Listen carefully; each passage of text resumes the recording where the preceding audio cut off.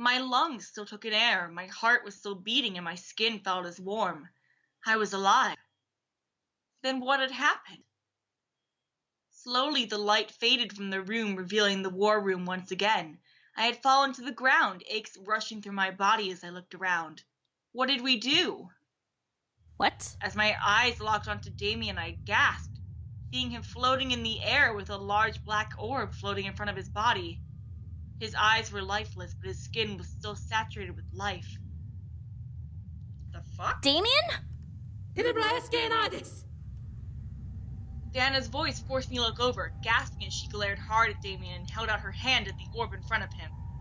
The orb began to trickle an inky black energy that danced through the air and sailed through Diana's hand, burning into her palm and fading into her skin. She winced as the veins within her purple painted skin began to glow black color, making through her bloodstream from her hands. As the black energy left the orb began to lighten from a pure black to a silver to finally a white. This was happening. Damien was becoming human. As the orb finally developed a pure white color, the orb floated into Damien's body and made him gasp out for air, eyes finally brimming with life. His soul. Oh, my boy. Damien! Damien fell forward, causing me to reach out and capture him in my arms. He instinctively wrapped his arms around me and toppled over, landing with me on the floor and on me on top of him. Him on top of me. Yes. Oof! That. Despite the pain in my body, I could feel Damien breathing, hear his heart beating, see his eyes as they looked down at me in complete shock and disbelief. I felt surprise run through my own mind and emotions. We had did it. We had done it. I lifted a weak arm and cupped Damien's cheek, seeing him take everything in. Damien, are you okay? I was sure he was lost on what to say. I was as well. I felt tears gather in my eyes as I wrapped my arms around him and hugged him tightly. You're alive. And human.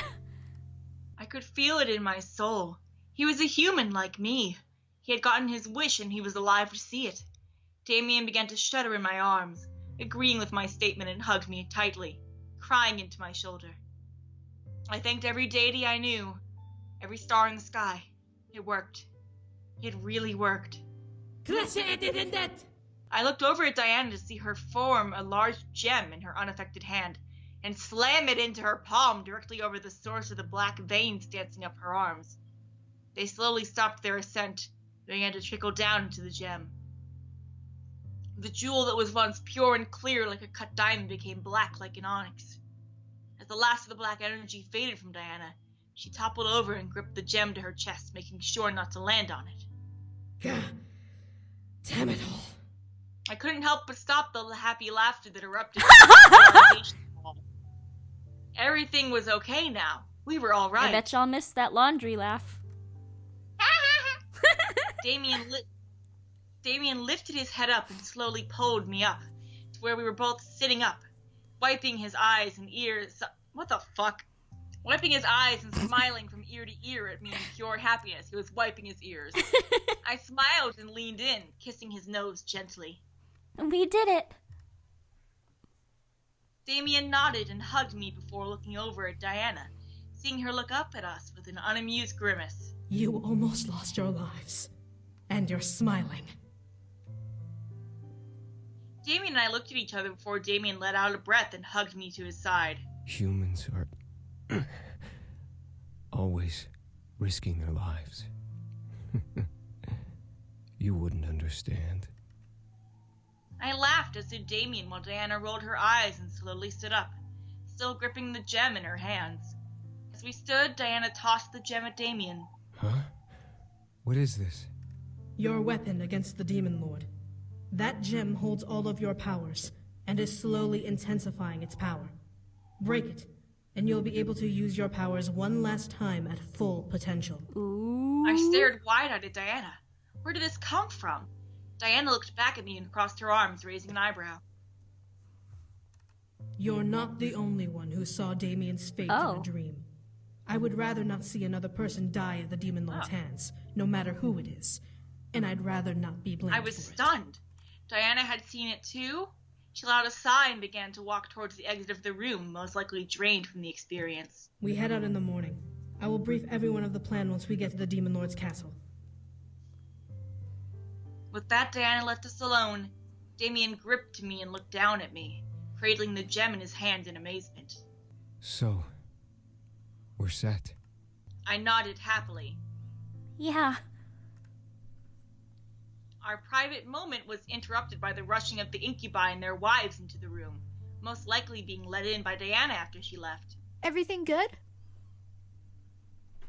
Damien and I looked at each other in shock before nodding to the group, hugging each other lovingly. Yep, just two humans cuddling. The group seemed to be excited at the news, gathering around us and visually checking us for any wounds or bruises. To my surprise as well, there were none, even after the attack from the black flames. Diana really pulled through. Damien, now being crowded, pushed everyone back, pocketing the gem. We're okay. We're okay. We still need to check on you, Damien, to make sure. I giggled and stepped away from Damien, kissing his cheek. I was exhausted and needed to get to bed before I passed out in Damien's arms.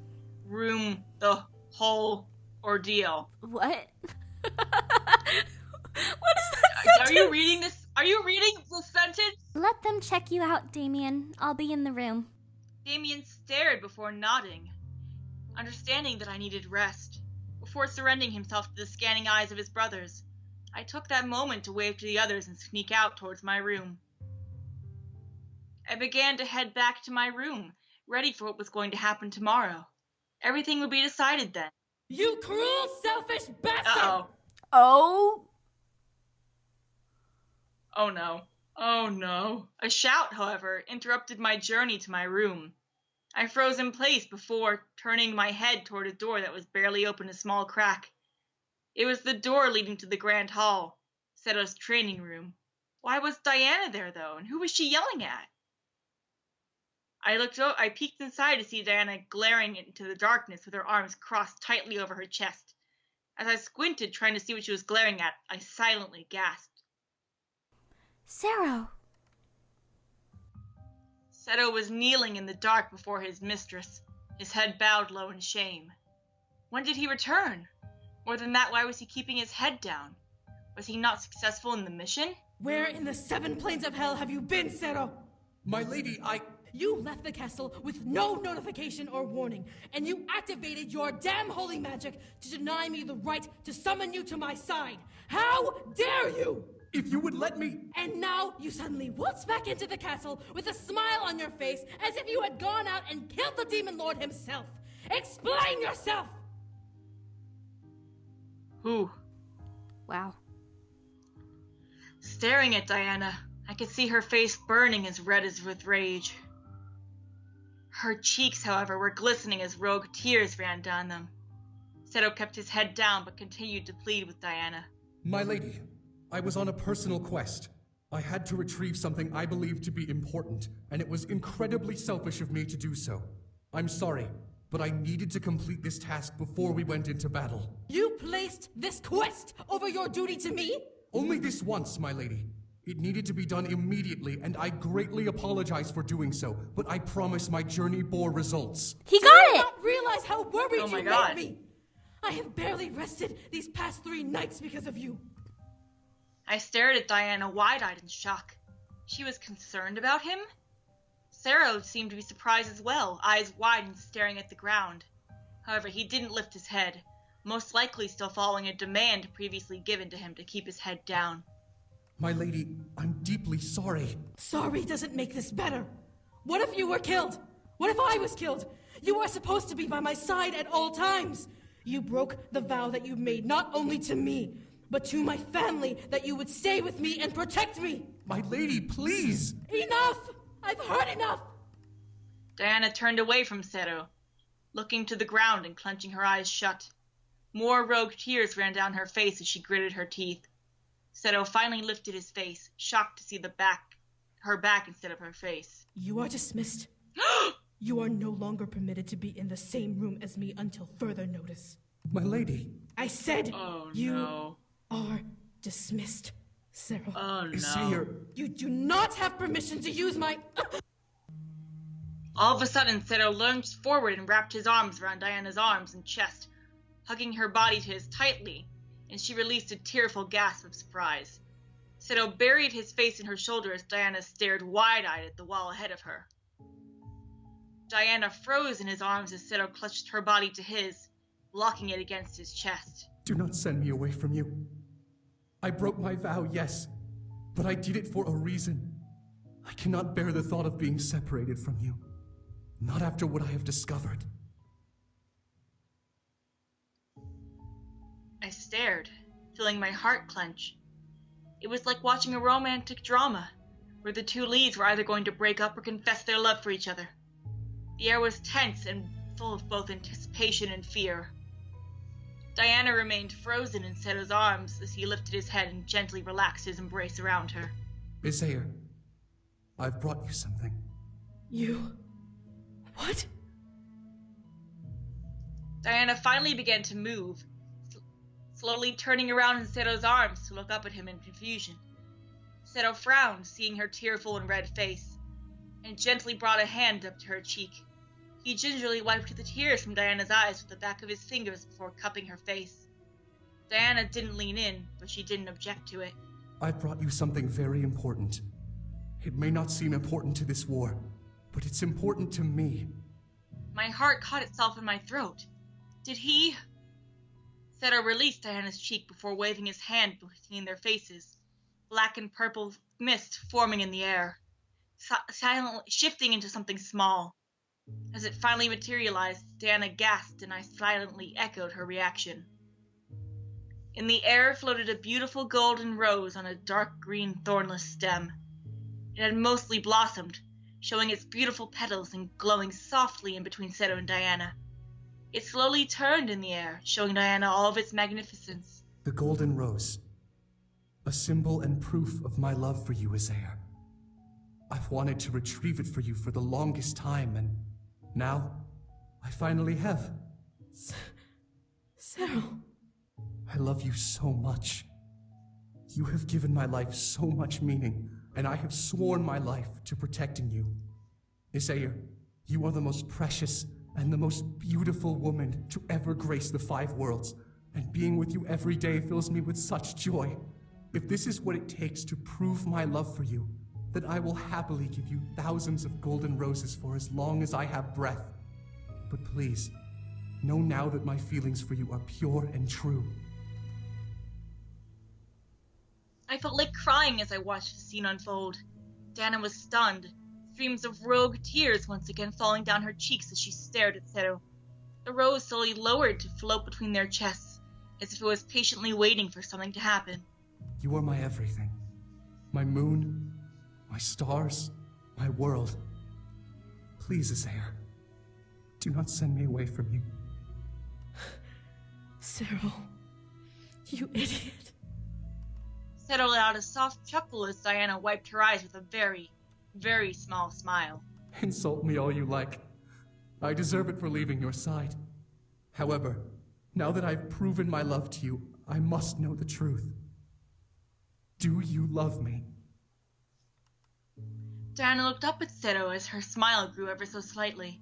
Something about Diana changed as she looked up at him. Her eyes seemed to be lighter and full of joy.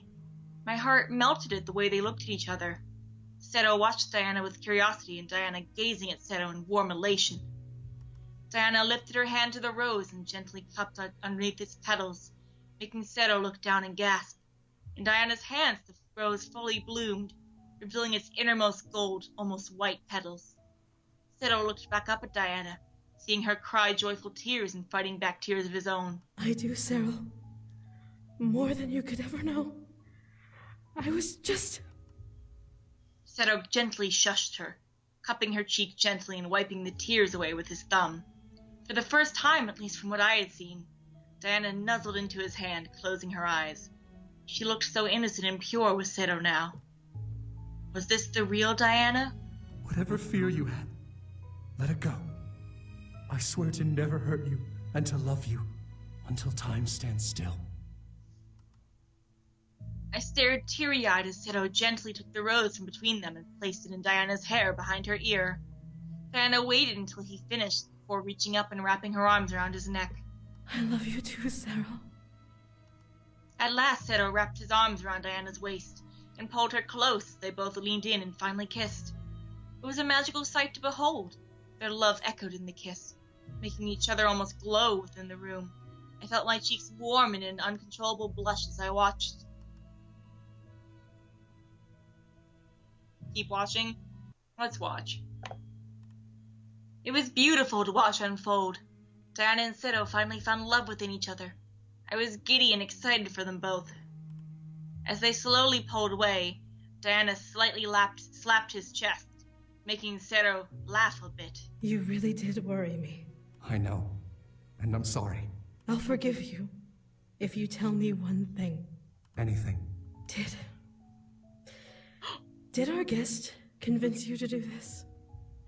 She knows! She knows!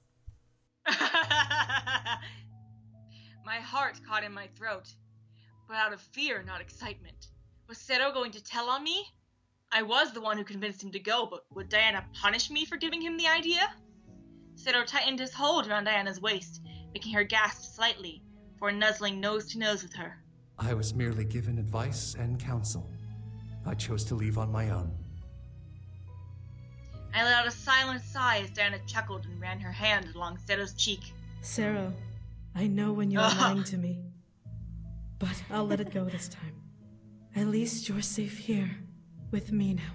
And I will never leave your side again. Aww. The pair smiled at each other before Sedo captured Diana's lips again in another loving kiss. As she kissed back, a dark purple pentagram appeared beneath the pair and slowly drew them into the floor. They probably wanted some real alone time. Wink wonk. I shook my head, laughing at myself, before turning on my heel and heading back to my room.